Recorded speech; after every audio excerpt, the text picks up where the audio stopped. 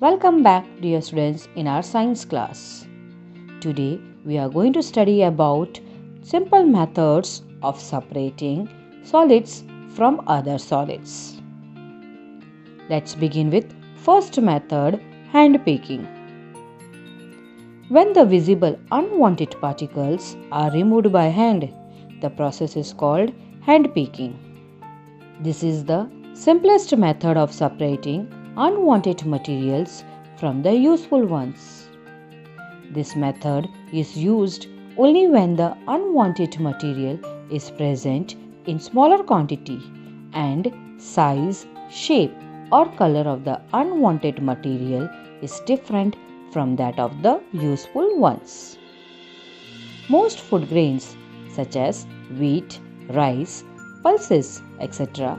contain very small pebbles and sometimes insects too. These are removed by hand picking. Now let us understand second method, magnetic separation.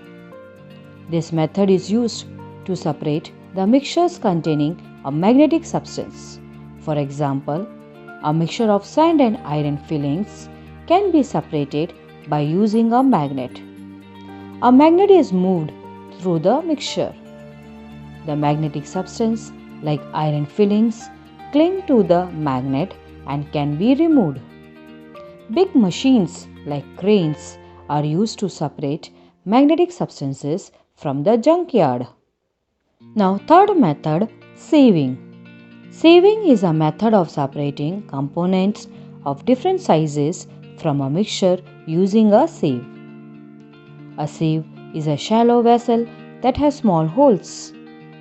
The size of the holes in the sieve depends on the size of the components of the mixtures to be separated. The smaller components pass through the pores of the sieve, whereas the larger components are retained in it. This method is used at homes to separate wheat bran from flour. Similarly, large sieves are used to separate pebbles and stones from sand at construction sites.